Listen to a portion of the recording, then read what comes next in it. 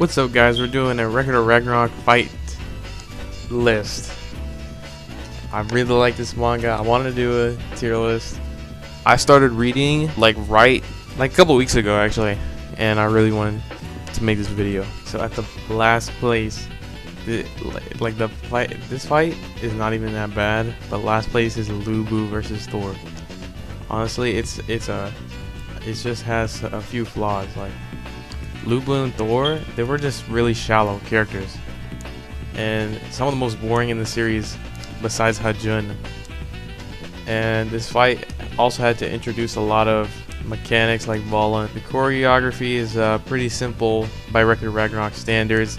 There are some pretty badass scenes like the Sky Piercer. He was on white big time, and Thor's hammer, but it's still the most boring fight in the series. I would still read it, but I would never watch it. Any of the fights in season 1. All these fights are about the manga. None of these are about the anime, because the anime is just hot garbage. So after Lubu versus Thor at number 7, at number 6 we have Qin Shi Huang versus Hades. Now a lot of people love or hate this fight. I think it isn't very good. Like, the fight just felt too focused on Qin featuring Hades. Like, Qin got a whole intricate backstory, and it was really good. One of the best in the series so far. And Hades' backstory was just kind of mostly about Poseidon. And Hades' fighting style was literally a copy of Poseidon, but without the multi-hit. Meanwhile, Qin has this heavenly hand of defense. He has like 5 different weapons. It's pretty insane. His halberd form is just a kick, which makes no sense since he has a halberd. His crossbow just felt like it was thrown in there. Like the author came up with 4 weapons and then he just had to pick a 5th one. And his sword form is an actual sword skill when it's a martial art. It makes no sense. His Valkyrie becoming a sword when it's the armor Valkyrie was dumb. Ihor Desmos, or whatever it's called, is the way it works is it's made of Hades' blood, so it counts as part of him. I thought that was pretty good. The script is calling for me to say that that's lazy writing, but I think it made sense. But throughout the entire fight, up until Hades, like right after Hades got his blood spear, was 99% of the time he was just getting his ass beaten by Qin Shi Huang. The whole theme of the fight gets unraveled when Hades literally admits he's not even the most fit to be emperor, and thinks it's actually Poseidon. Like this should have been like right after Sasaki Kojo versus Poseidon fight. So at number 5, this is my favorite character in fiction, Buddha, but the way he is in Ragnarok is just really weird. So number 5 we got Buddha versus Bishamon. I felt like they made Buddha, they could have done something more with Buddha instead of just making him a Gary Sue. And like Zero, when Bishamon turns into Zero Fuku and they start fighting and it gets revealed by Zero Fuku is so mad and shit, it literally just shows how Buddha is the coolest, most chill guy, and he had no struggle. I get it, he's the Buddha, but we could have shown how he struggled to get there. Yeah, the whole fight, Zero was just getting hard disrespected by the author, and he had his fight cut short by Hajun.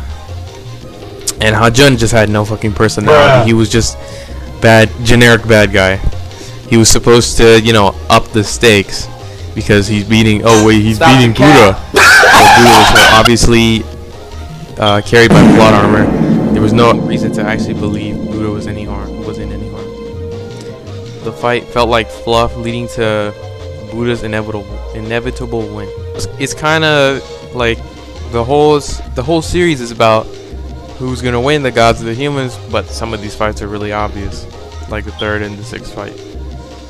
That said, chapter 44 has some of the best choreography in the series, and I would have been more than happy if they stayed fighting as Buddha versus Zero instead of Demon King Hajun.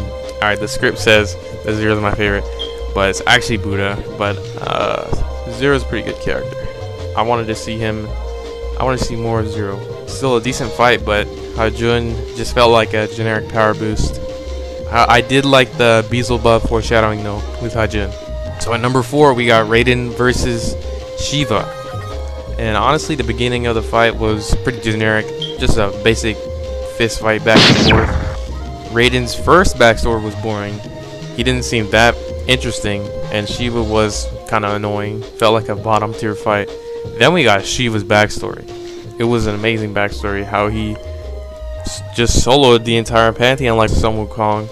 But yeah, him and his brother were really badass. It just made me like Shiva way more. Raiden's backstory was, it just completely recontextualized how we viewed him. He made him so much better, like in retrospective. And I honestly could not tell who would win. Then the second half of the fight, it was so good. If it stayed that quality the whole time, it might have like gone up a spot. So at number 3 we got Adam versus Zeus. Adam is like, he is probably the main character of the series. How would I say? He's the most iconic. I couldn't decide whether to make this number 3 or 2, so I just put it here. Adam is just, every Record Ragnarok review always talks about how Adam says he's gonna protect his own children, but it just makes you feel good thinking about how he cares about every human, just like another character. And it just hits home, makes you feel good. And it was honestly kind of heart-wrenching that he lost. I was actually very sad when he lost. Before he lost, it was I couldn't tell who would win. Like this is one of the few Record Ragnarok fights where I couldn't tell who would win. And there was just great choreography against him and Muscle Zeus. And Zeus's powers are very cool. I like that he's not just generic thunder, like Thor or from God of War or Thor from Record Ragnarok. But yeah, his diamond form is pretty crazy. He gets like, he can stop time. Way cooler power. And a lot of memorable moments. It's like what got me into Record Ragnarok. Like, I was not gonna read this series until I saw the Adam versus Zeus fight, and that was like, it was just the catalyst. So that's our number 3. Now number 2.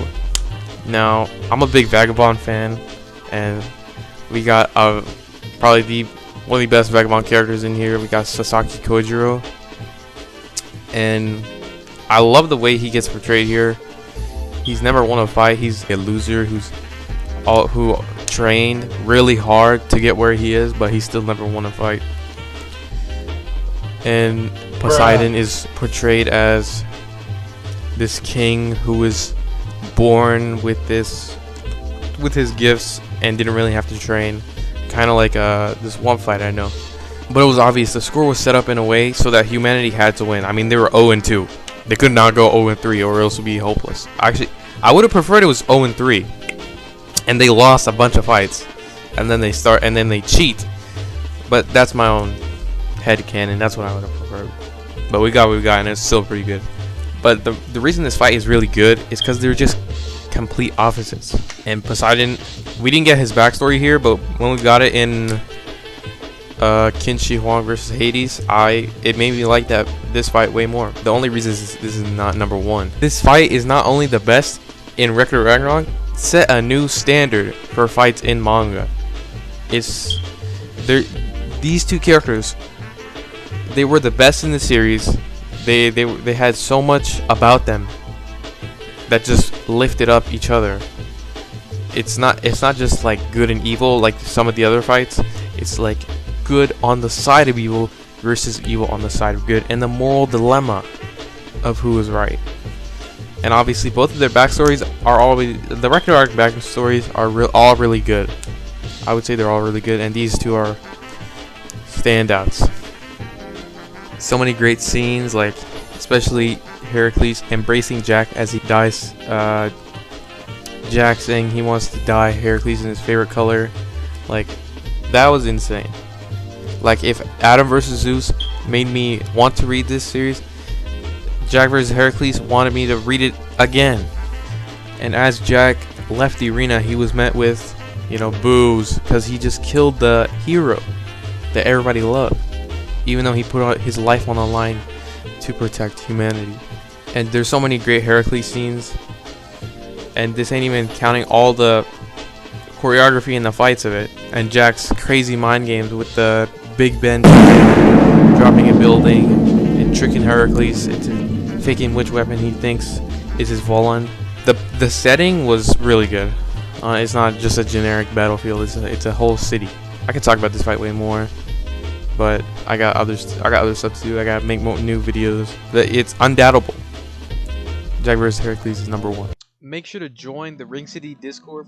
It's gonna be a grind over these next few months, so expect some more videos coming out over these next few weeks. And just join the Discord for a nice place, to chat, talk about whatever. So yeah.